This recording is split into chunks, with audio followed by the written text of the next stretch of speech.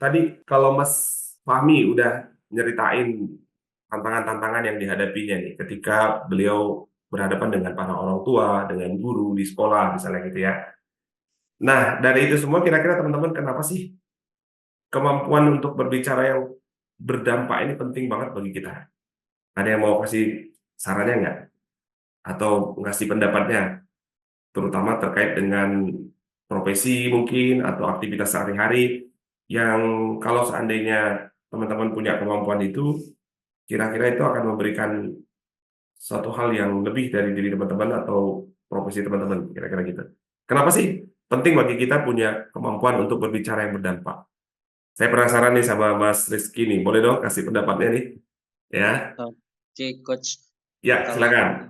saya tentu berbicara berdampak itu penting karena bisa memukau dari audiens itu sendiri gitu, Coach. Apalagi Oke. kalau misalnya kita seorang trainer, nah pasti nanti ke depannya akan ada repeat order nih istilahnya gitu, Ah, Coach. mantap, Nah, amin. kalau misalnya kita kurang berdampak, tentu kesan itu nggak terlalu baik dengan customer kita. Akhirnya repeat order-nya itu tidak terjadi, Coach. Nah, itu mungkin Oke, pendapat saya, Coach. siap-siap untuk repeat order ya. Mas Rizky training apa? Kalau saya di Kita Center, Coach, di Riau, Pekanbaru, bersama Bang Hafiz juga. Oke, baik. Jadi biasanya training-trainingnya tentang apa?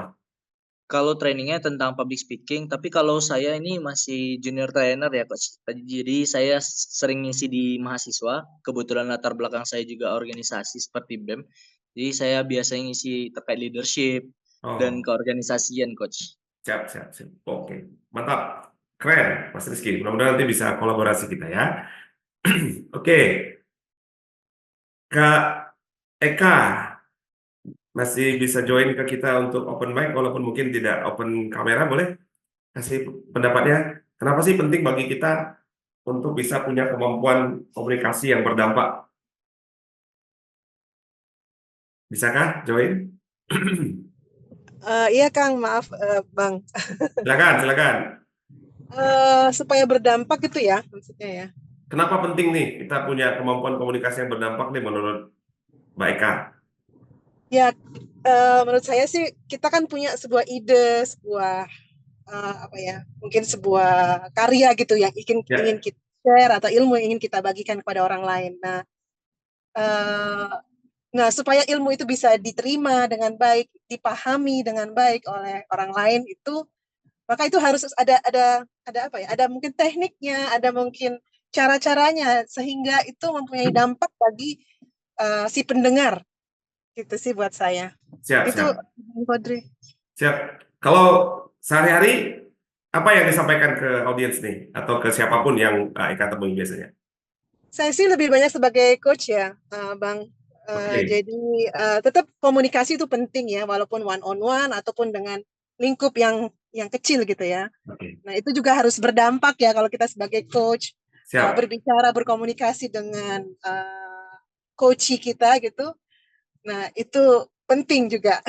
Oke, thank you. Wah, ini expert-expert semua nih yang join di sini ya. Mudah-mudahan nanti kita bisa saling berbagi dan kapan-kapan waktu nanti kita bisa juga minta Kak Eka, Bang Hafiz, atau Bang Rizky, dan kawan-kawan yang lain untuk share ya.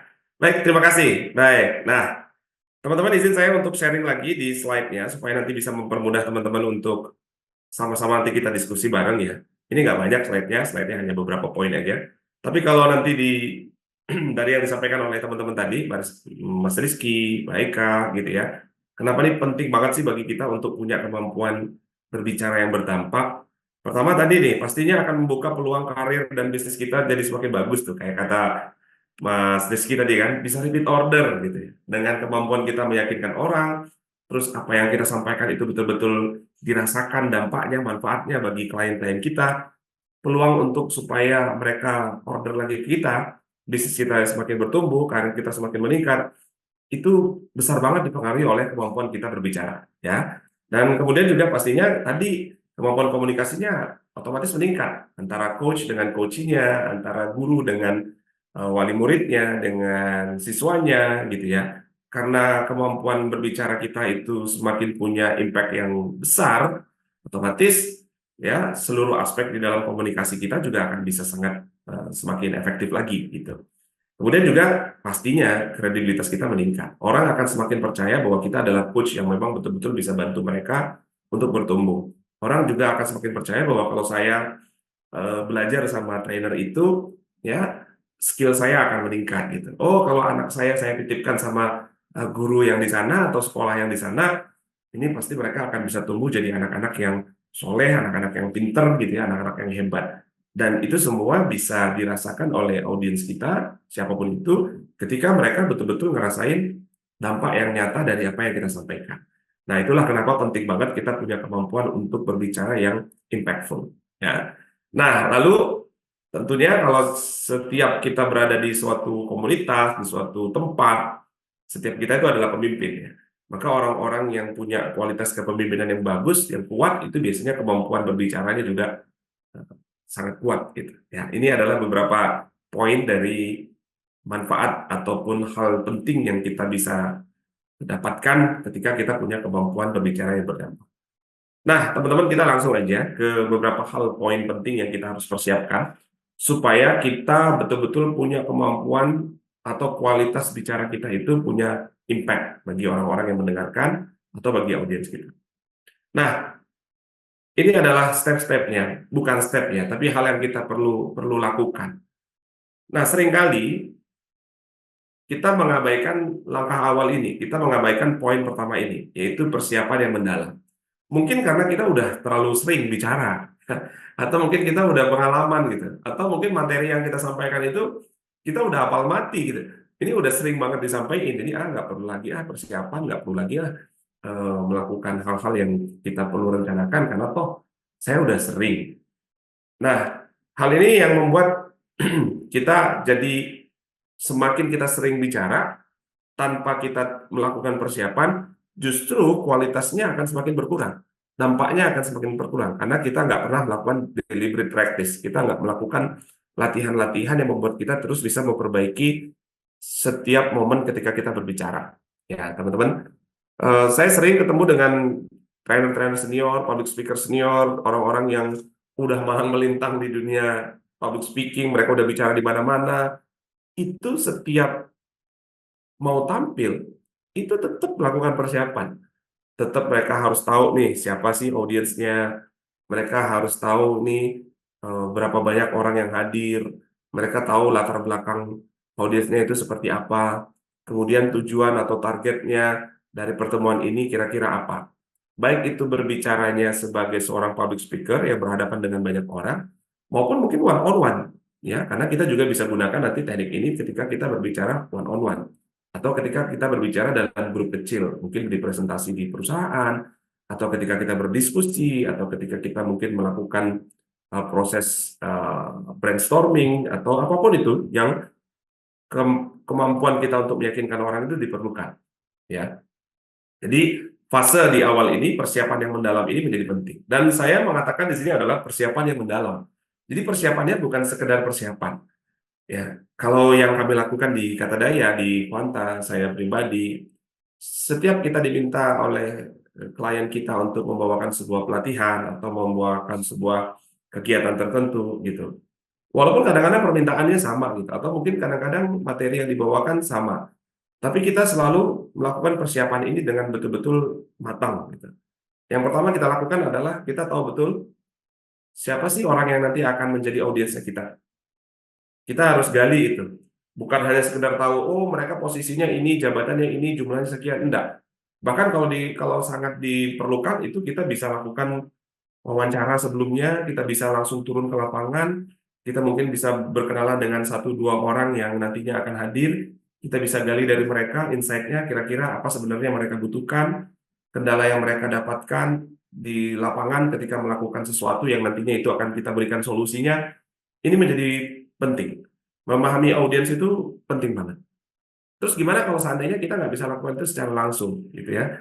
Atau mungkin kelasnya kelas-kelas publik misalnya. Atau ketika Anda mau negosiasi, ketika Anda mau menawarkan barang, ketika Anda mau presentasi, Anda belum kenal sama orangnya, gitu. Nah, kalau masih memungkinkan Anda riset di internet, itu bisa. Karena sekarang gampang banget ya. Kalau kita ingin tahu informasi tentang seseorang, kita tinggal buka sosial medianya, kita tinggal buka websitenya, kita baca status-statusnya, postingan-postingannya, kita bisa punya dapat gambaran umum tentang orang itu. Kita bisa mendapat kesimpulan dasar, oh kira-kira orangnya seperti ini, kebutuhannya begini, dan saya nanti akan melakukan pendekatannya seperti apa. Nah, itu penting persiapan yang pertama. Setelah kita tahu latar belakangnya, kita bisa menyesuaikan nanti kira-kira rencana strategi atau struktur ketika kita menyampaikan presentasi, ketika menyampaikan materi, ketika kita meng-coach orang itu, teknik apa yang akan kita gunakan? Pilihan-pilihan kata seperti apa yang kita akan sampaikan? Pendekatan apa yang akan kita lakukan? Apa langkah-langkah nanti yang akan kita lakukan ketika kita ingin menanamkan pesan-pesan tertentu ke dalam pikiran bawah sadarnya atau ketika kita ingin orang itu melakukan apa. Nah, ini sangat penting ya. Bahkan ketika misalnya Anda ingin berbicara, Anda bisa merencanakan Anda mau bicara di mana. Apakah di dalam ruang meeting, apakah nanti berbicaranya santai di kafe, atau mungkin Anda berbicara di dalam sebuah tempat, sebuah lokasi yang memang sengaja Anda kondisikan, atau mungkin bisa di mana aja. Nah, tapi itu sudah direncanakan sejak awal.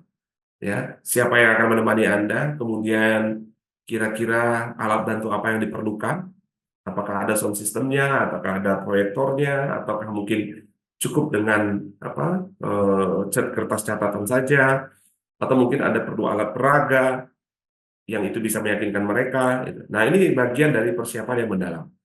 Dan semakin dalam, semakin siap, semakin detail Anda melakukan perencanaan ini, persiapan ini, kemungkinan nanti pada saat mengeksekusi itu, kemungkinan lancar, kemungkinan mendapatkan respon seperti yang Anda harapkan, itu semakin besar. Walaupun tentunya tidak menjadi sebuah kepastian bahwa ketika Anda mempersiapkan ini, nanti akan jadinya begitu. Tetapi paling tidak, kita lebih siap. Dan biasanya, kalau seandainya persiapan ini benar-benar matang, rasa percaya diri itu juga akan meningkat, ya, termasuk dari persiapan menguasai konten-konten materi yang akan Anda mau sampaikan, ya, baik itu dalam public speaking, dalam presentasi bisnis, di dalam hal-hal yang ketika Anda ingin meyakinkan sesuatu bagi orang lain. Nah, ini langkah yang nggak boleh dilewatin. Kalau saya bilang, se-expert apapun Anda, secanggih apapun Anda, sehebat apapun Anda, seberpengalaman apapun Anda, setiap momen itu pasti punya hal yang unik. Setiap pertemuan itu pasti punya perbedaan, gitu. Walaupun tentunya penguasaan materi Anda sudah kuasai, misalnya gitu. Tapi materi yang sama dibawakan kepada audiens yang berbeda, itu pasti punya keunikan yang berbeda pula. Nah, ini yang kita perlu gali setiap kali ketika kita mau berbicara. Ya, ini langkah yang awal, poin yang awal yang teman-teman harus persiapkan. Ya, banyak nanti tools-nya yang bisa digunakan untuk melakukan proses persiapan-persiapan ini. Oke, bisa dengan membuat checklist, bisa membuat form tertentu yang buat teman-teman sudah siapkan, atau mungkin nanti teman-teman bisa juga membuat canvas ya, persiapan untuk apa saja yang kira-kira perlu disiapkan ketika teman-teman ingin memberikan sesuatu. Termasuk kesiapan mentalnya juga ya.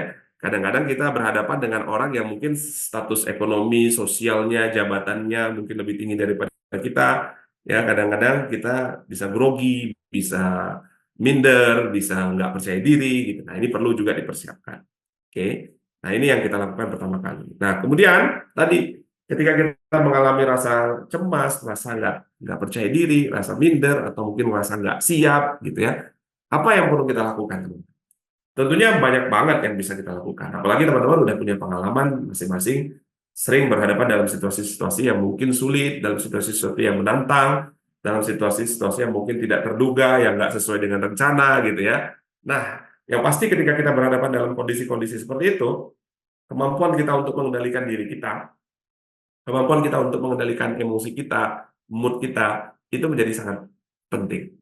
Ya. Nah, di sini saya akan sharing beberapa hal yang simple, yang sederhana, yang teman-teman bisa lakukan, dan ini juga sering saya lakukan ketika berhadapan dalam situasi-situasi seperti itu, karena siapapun orang pasti akan mengalami situasi begini.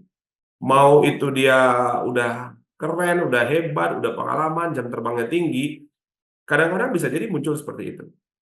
Misalnya nih teman-teman yang pernah lihat atlet gitu ya, atau petinju nih, petinju kelas dunia gitu ya. dia udah juara dunia bertahan, nggak terkalahkan. Itu ternyata setiap mau bertanding juga dia muncul tuh rasa cemas, rasa minder, takut, nanti kalau gini gimana, nanti kalau gitu, itu tetap tetap bisa muncul. Nah, namun yang membedakannya antara yang terlatih dengan yang nggak terlatih, yang membedakan antara orang yang punya mental kuat dengan nggak punya mental kuat adalah kemampuan dia mengatasi hal itu. Kalau kecemasannya, rasa takutnya, rasa mindernya itu alami, tetap pasti bisa muncul. Bahkan mungkin yang jam terbangnya udah tinggi tetap akan muncul hal-hal begitu. Tapi seberapa cepat, seberapa mampu, seberapa kuat dia, seberapa efektif dia mengatasi itu yang menjadi penting. Nah, tentunya kita perlu mengetahui teknik-teknik yang kita bisa gunakan untuk supaya situasi-situasi yang tidak diinginkan itu cepat bisa kita atasi.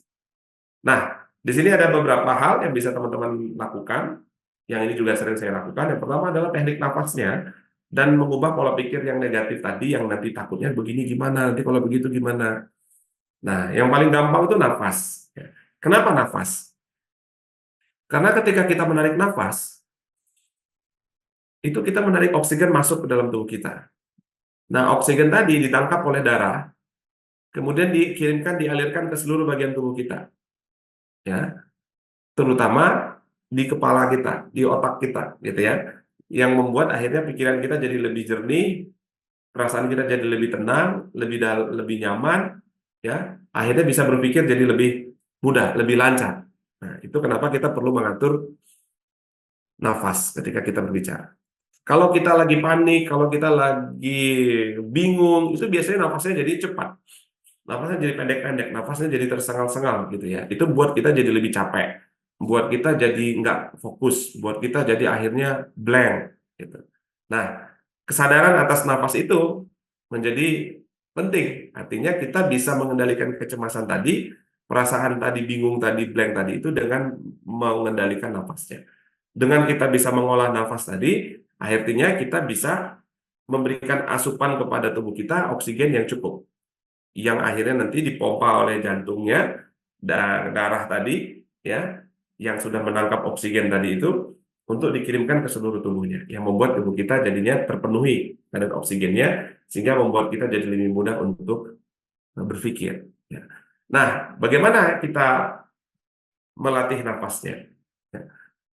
Ini teknik-teknik yang sederhana-sederhana aja. Nah, ini teman-teman mungkin bisa punya teknik-teknik yang lain.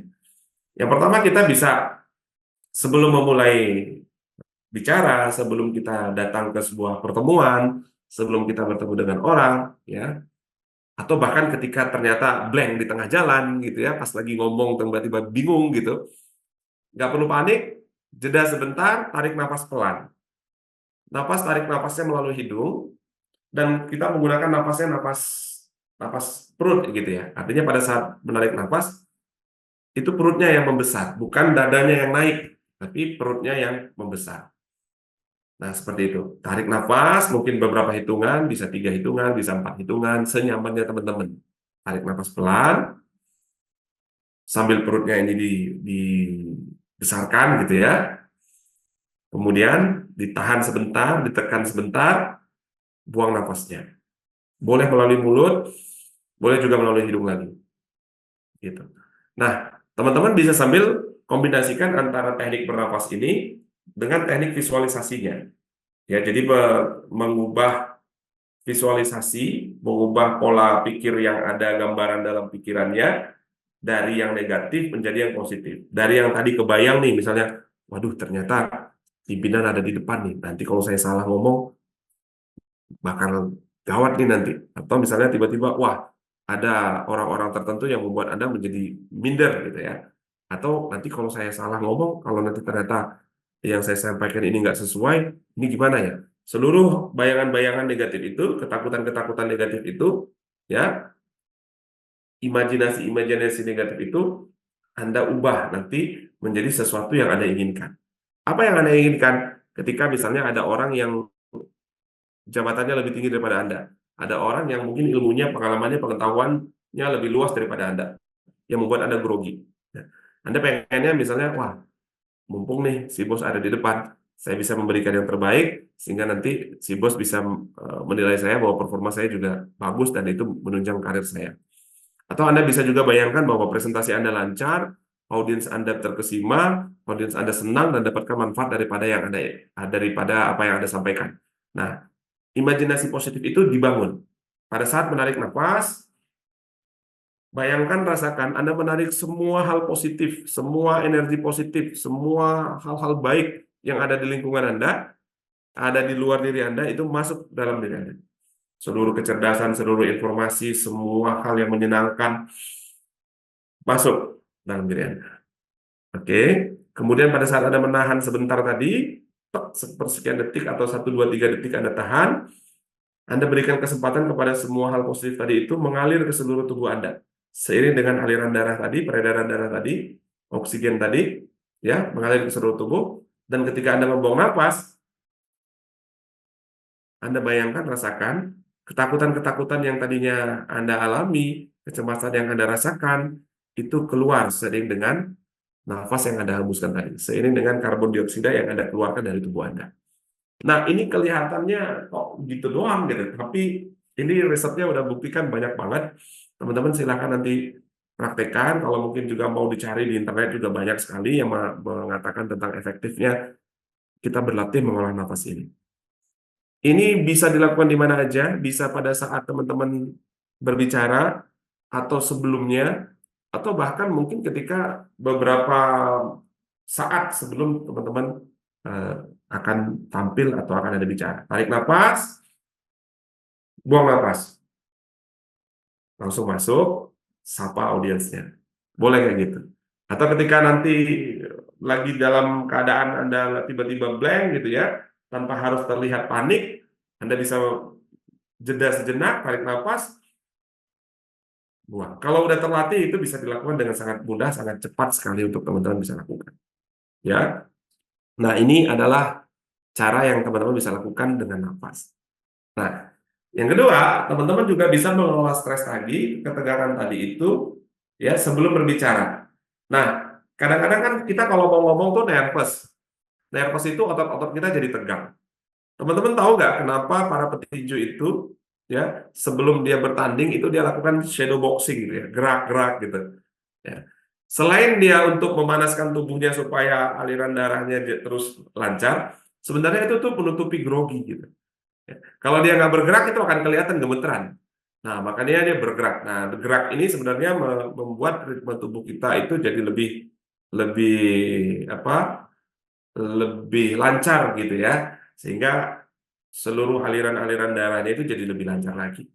Nah, cara ini juga teman-teman bisa lakukan untuk mengatasi kecemasan. Kalau kita cemas, kita takut, otot-otot kita itu tegang.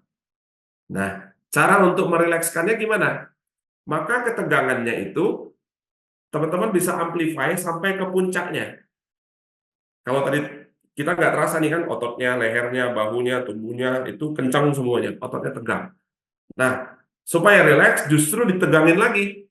Ya, sebelum mulai, kalau dulu tuh saya biasanya sebelum mulai itu awal-awal di kamar mandi, di toilet gitu, lakukan ini dulu gitu.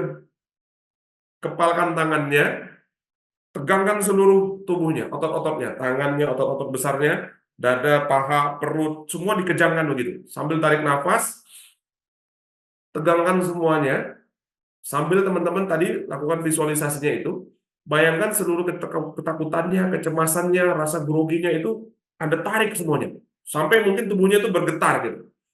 Ketika tubuhnya udah menegang keras, tegar, baru keluarin napasnya, seiring dengan melepaskan ketegangan di ototnya, kayak di ser, jadi terasa tubuh tuh jadi kayak ngalir gitu, ser gitu.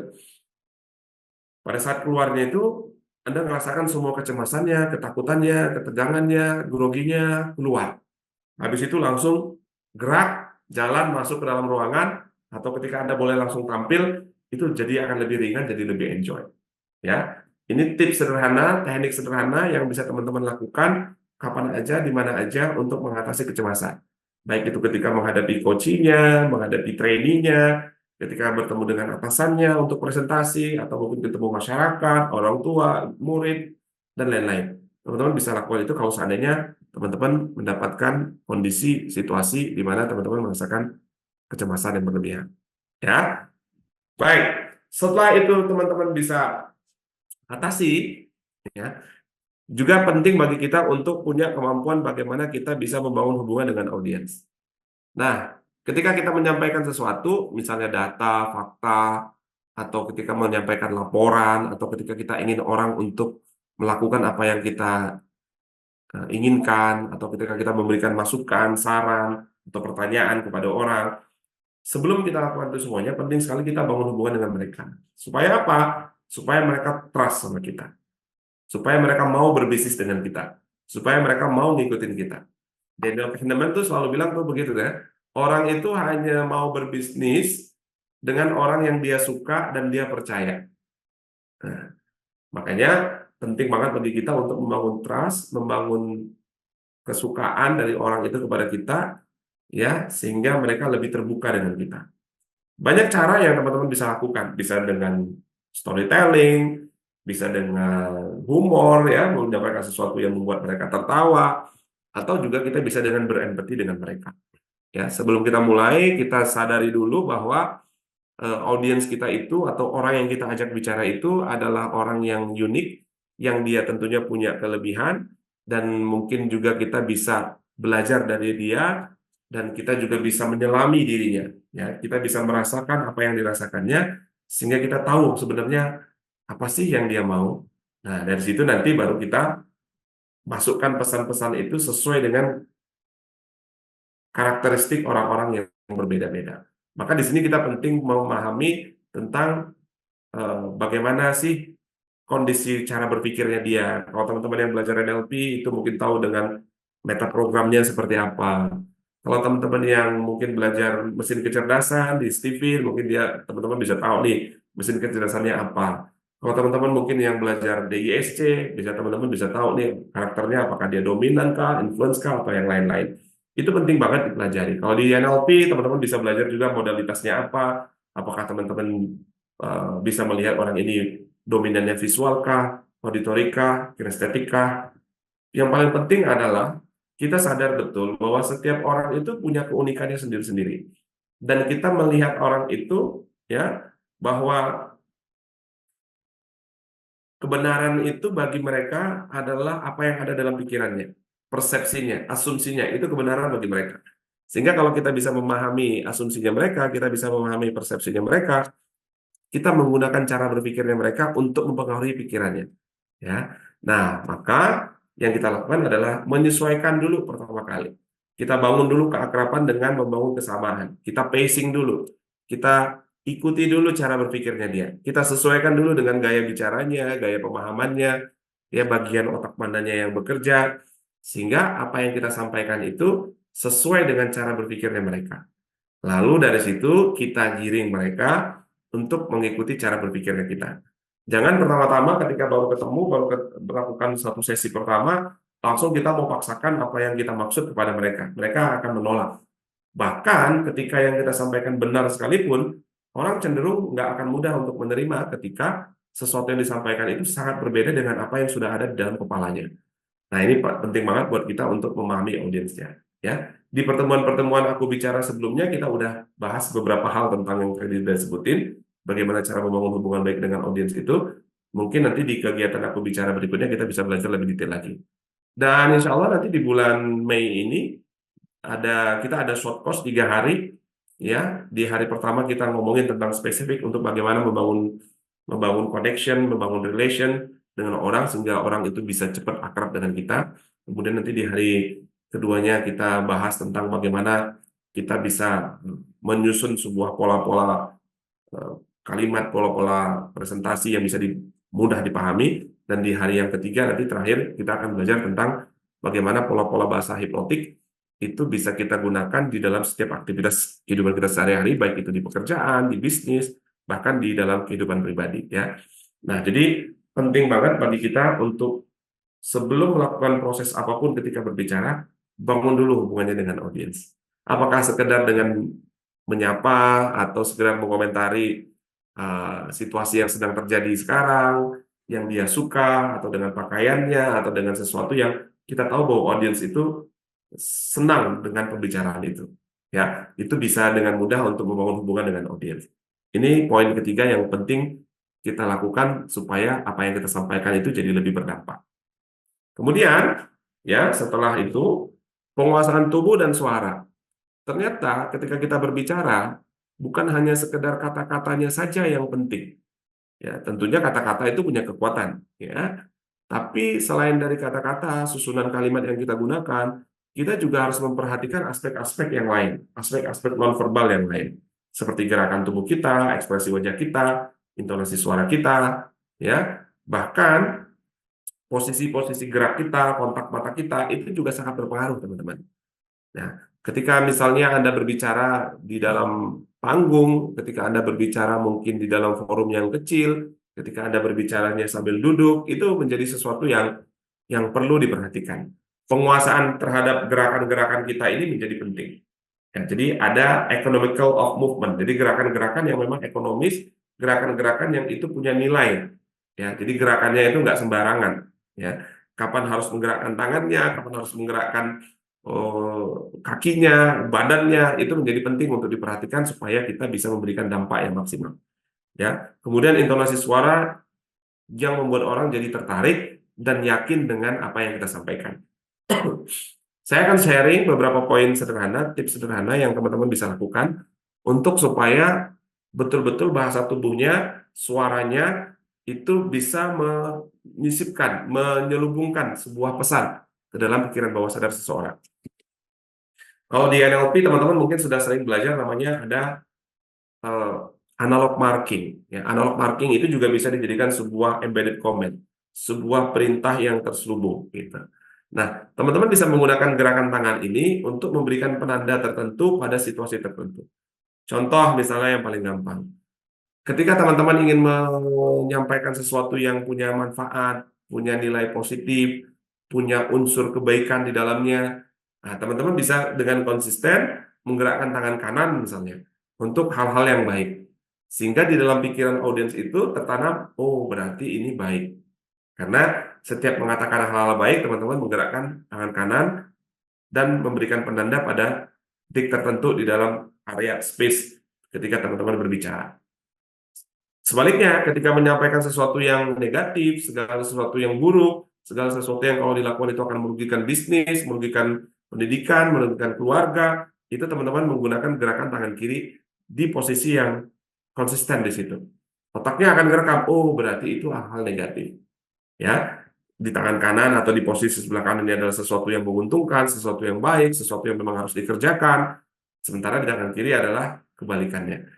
Nah, ini adalah teknik sederhana yang membuat orang itu jadi lebih mudah paham dari kata-kata yang teman-teman gunakan. Ya. Advance-nya, lebih teknik, lebih dalamnya lagi, teman-teman bahkan bisa menghilangkan rasa nggak percaya, menghilangkan keraguan, itu hanya dengan memainkan gerakan tangan aja. Ya, itu nanti punya kesempatan waktu yang lain kita akan belajar lebih dalam lagi. Bahkan di kelas Persuatrik di Jakarta, insya Allah di pertengahan bulan Juni nanti, itu kita akan ngebahas satu sesi khusus bagaimana kita memainkan gerakan-gerakan tangan kita itu untuk menyisipkan pesan terselubung yang orang nggak sadar bahwa sebenarnya kita sedang mempengaruhi dia. Ini bisa dipakai untuk kita lagi ngobrol-ngobrol di kafe, kita lagi presentasi resmi di kantor, ketika kita ingin mempengaruhi orang, bahkan bisa lakukan untuk terapi-terapi yang sifatnya mungkin psikologis kayak gitu. Itu bisa digunakan sangat mudah sekali. Ya, ketika teman-teman berjualan, ketika teman-teman ingin memberikan pemahaman kepada anak, kepada guru, kepada pasangan, itu bisa menggunakan gerakan-gerakan nonverbal yang nanti kita akan petik. Ya, nah tadi saya udah kasih tips bahwa gerakan tubuh itu ternyata bisa memberikan pesan-pesan tertentu. Oke, nah kemudian intonasi suara yang meyakinkan dan menarik. Nah, di sini saya akan share, paling tidak, walaupun kita bukan seorang penyanyi gitu ya, kalau penyanyi dia harus pitch controlnya, volumenya, nadanya gitu, enggak. Tapi paling tidak kita menguasai 3 tekanan, 3 intonasi yang sederhana. Yang pertama, kalau intonasi kita itu bisa kita gunakan naik, datar, turun. Nah, yang paling penting sebetulnya kalau kita mau berbicara supaya kita punya impact, prinsip dasarnya nih ketika kita bicara tentang intonasi. Otak manusia itu suka atau mudah menangkap yang kontras. Apa? Menangkap yang kontras. Nah, kalau dalam kondisi normalnya Anda berbicara dengan nada suara, intonasi yang pelan, yang lembut, yang lambat, misalnya begitu.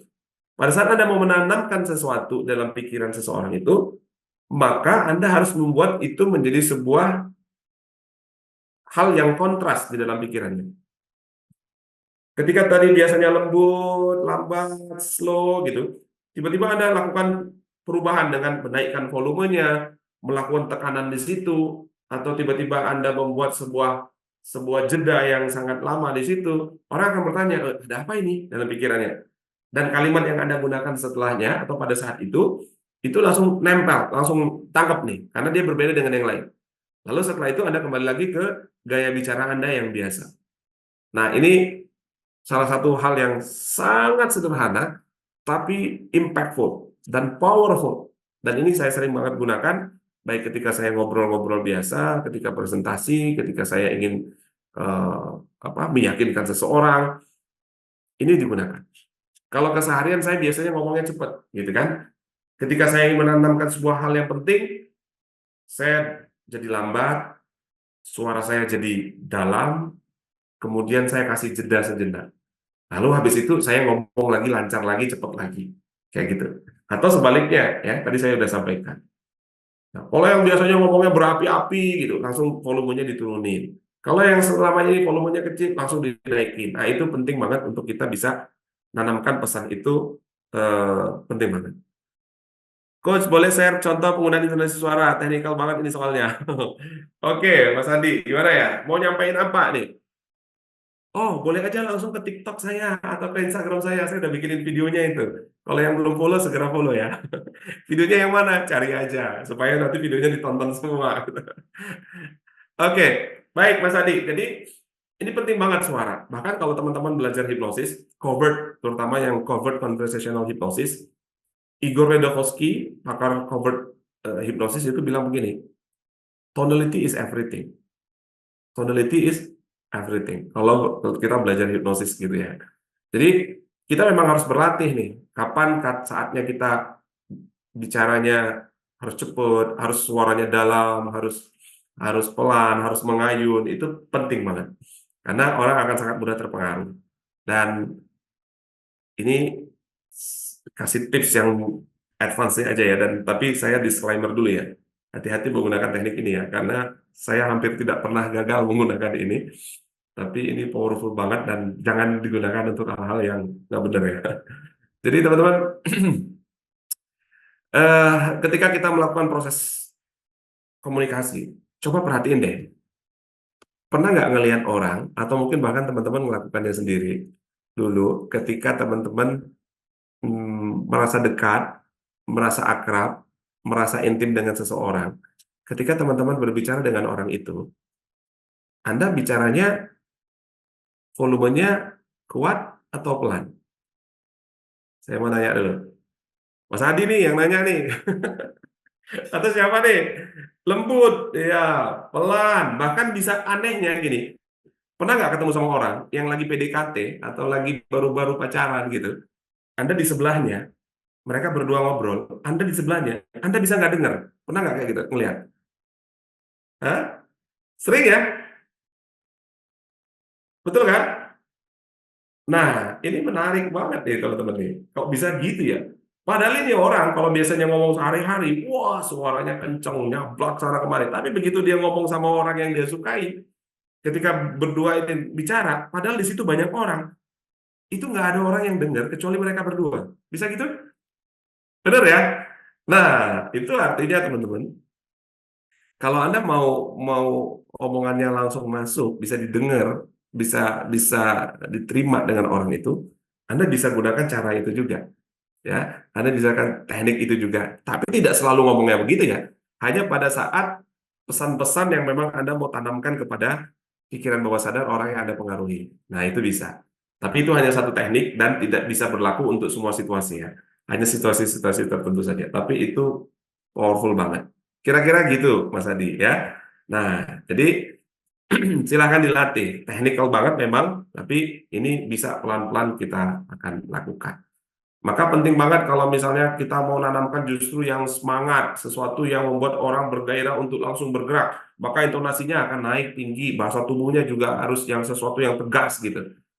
Ya akan sangat lucu sekali, pesannya nggak nyambung kalau seandainya kita membuat orang itu semangat bergerak, tapi kita ngomongnya justru loyo gitu ya, kita justru ngomongnya pelan, kita justru membuat kita nggak bergairah, yang nggak masuk.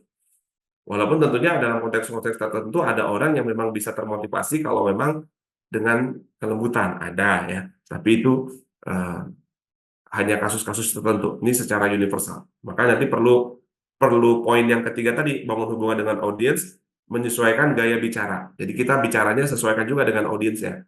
Kita ngomongnya lagi sama siapa. Kalau orang yang memang sukanya dengan dimotivasi dengan suara intonasi yang tinggi, ya kita pakai itu. Kalau orang suka dengan sesuatu yang lembut, ya kita pakai itu. Sesuaikan.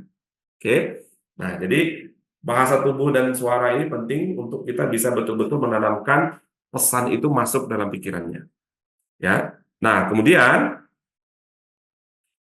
pidato yang efektif atau penyampaian yang efektif atau mungkin kata-kata yang efektif. Maka untuk supaya apa yang kita sampaikan itu benar-benar efektif, kita harus susun strukturnya itu benar-benar kuat. Apa yang mau kita sampaikan, pesan apa yang kita mau sampaikan, itu jangan sekedar disampaikan. Karena kalau pesannya cuma hanya sekedar disampaikan tanpa kita strukturnya kita tahu, tanpa kita buat dengan kuat, ya pesan itu nanti bisa jadi bias. Pesan itu mungkin bisa jadi nggak bisa dipahami oleh orang yang kita ajak bicara. Maka penting banget. Nah, di sini saya akan berikan juga tips ya buat teman-teman. Setiap orang itu kan bisa berbeda-beda ya. Ada yang dia mungkin akan lebih mudah menerima sesuatu kalau itu lengkap dengan data-data dan fakta. Tapi ada orang yang lebih suka menerima sesuatu misalnya kalau itu menyentuh perasaannya. Atau mungkin dia ngerasa bahwa itu ada manfaatnya langsung kepada dia. Nah, maka kita harus bisa menyesuaikan itu. Lalu gimana dong kalau seandainya audiensnya kan banyak, audiensnya kan berbeda-beda. Lalu yang mana yang saya harus gunakan? Nah, maka kita harus bisa menggunakan semuanya. Nah, kita harus bisa membuat pesan kita itu memenuhi unsur-unsur tadi. Ada unsur logisnya, ada unsur emosionalnya, ada unsur gambaran idenya, ada unsur-unsur yang masuk akal, gitu ya.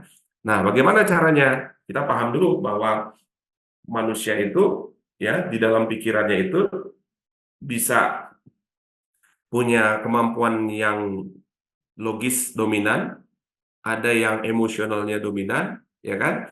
Kemudian juga dia bisa punya kemampuan analisanya yang dominan, atau dia kemampuan futuristiknya yang dominan, gitu.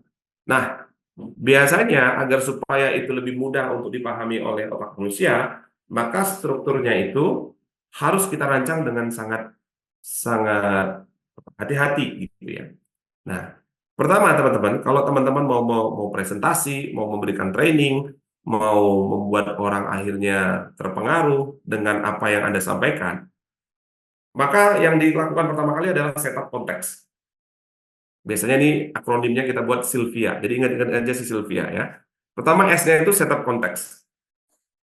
Kenapa harus setup konteks? Karena bisa jadi pembahasan yang kita maksud itu berbeda dengan yang dia pahami.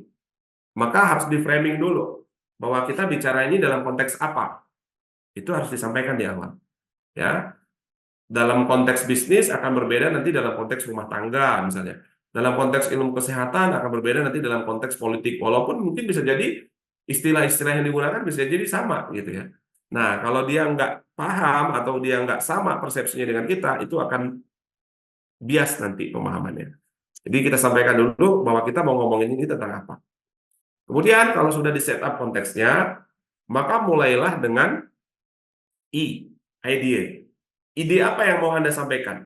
Nah, kalau ide itu berarti yang akan dominan dalam pikirannya itu nanti adalah bagian otaknya yang berhubungan dengan fungsi-fungsi visualisasi, fungsi-fungsi futuristiknya gitu ya. Bayangkan seolah-olah kalau nanti ide ini terlaksana gitu ya, atau hal yang Anda sampaikan ini betul-betul bisa terwujud, itu akan sangat luar biasa.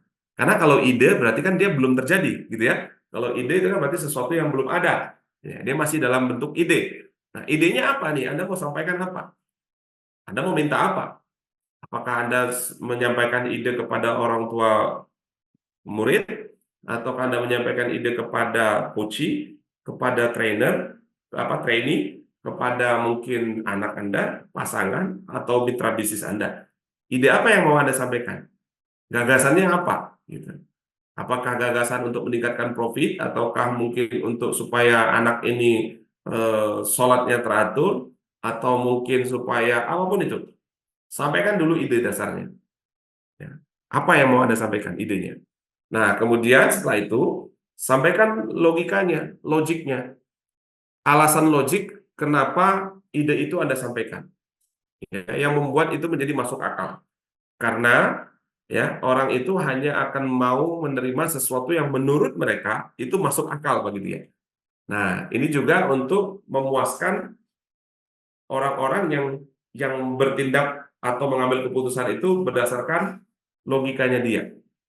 Ya, maka bisa diperkuat dengan hasil penelitian. Kalau seandainya Anda menyampaikan sesuatu di kelas misalnya kepada peserta training Anda, misalnya ngomong tentang public speaking gitu ya. Idenya adalah bahwa semua orang bisa berbicara di depan banyak orang dengan percaya diri. Nah, kemudian orang kan akan membantah, nyatanya aku nggak bisa tuh, nyatanya aku grogi tuh setiap aku mau tampil tuh kayak gitu tuh.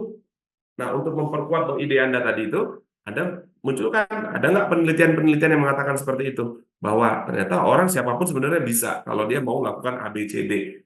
Kayak gitu. Ya. Misalnya Anda mengatakan kepada pimpinan Anda atau bawahan Anda bahwa kita bisa mencapai target melebihi dari yang sudah pernah kita buat sebelumnya. Nggak mungkin bagi orang. Nah, Anda bisa munculkan data-datanya yang menunjukkan bahwa itu bisa terjadi. Nah, ini bagi orang yang logis akan terpuaskan, ya, cara berpikirnya seperti itu. Lalu, setelah Anda sampai set konteksnya, Anda buat idenya sampaikan, logikanya Anda munculkan, sertakan dengan fakta-faktanya. Adakah testimoninya, adakah bukti yang orang sudah berhasil, atau mungkin ada before after-nya, atau apa saja yang menunjukkan bahwa itu adalah sebuah fakta daripada yang Anda sampaikan itu. Ya, walaupun mungkin bisa jadi tidak langsung seperti yang sudah disampaikan, karena bisa jadi ide itu benar-benar baru, atau ide itu baru di tempat kita, tapi di tempat lain ada, sehingga Anda bisa sampaikan itu. Ya, nah setelah disertai dengan fakta-fakta yang ada, ya, baru ya Anda sertakan juga ya bahwa apa impact-nya, dampaknya bagi orang ini kalau seandainya dia ngikutin apa yang kita sampaikan. Nah, dampak itu bisa positif, bisa negatif. Sampaikan kepada mereka, kalau mereka melakukan itu, apa untungnya buat mereka? Kalau mereka tidak melakukan itu, apa ruginya bagi mereka? Ya, nah ini penting disampaikan sehingga membuat orang akhirnya merasa secara emosi itu kena dengan dia, karena ini berhubungan langsung dengan dirinya atau orang-orang yang ada di sekitar dia. Nah, disinilah kekuatan emosi itu bisa mempengaruhi orang dari dampaknya. Ya, apa untung ruginya bagi mereka secara emosional? Anda sampaikan itu dari pesan yang mau Anda sampaikan. Ya, jadi ide itu kira-kira berdampak apa bagi mereka secara emosional? Setelah tadi disertakan faktor-faktor logisnya dan juga fakta-faktanya. Ya. Nah, baru terakhir jangan kunci cuma sampai di situ. Jangan akhiri cuma sampai di situ. Langsung kunci dengan action-nya. Apa yang harus dia lakukan pertama kali sekarang juga agar supaya dia dapetin manfaatnya itu tadi. Agar supaya dia merasakan emosi positifnya tadi. Agar supaya dia terhindar dari emosi negatif yang dia lakukan tadi. Nah, ketika kita menyampaikan dengan cara Sylvia tadi, otak kiri, otak kanan, logika, emosi, ya kan, critical thinking-nya, kemudian perasaannya, itu semuanya kena. Dan itu akan menjadi apa yang Anda sampaikan bisa jadi lebih berdampak buat mereka. Nah, ini teman-teman, mulai dari persiapan yang mendalam, atasi kecemasan kalau itu muncul, bangun hubungan baik dengan audiensnya, kuasai tubuh Anda dan suara Anda, dan susunlah pidato Anda yang efektif itu dengan memahami struktur-struktur yang kuat tadi yang bisa dilakukan dengan Sylvia tadi. Mudah-mudahan ini bisa memberikan manfaat buat teman-teman semuanya. Thank you.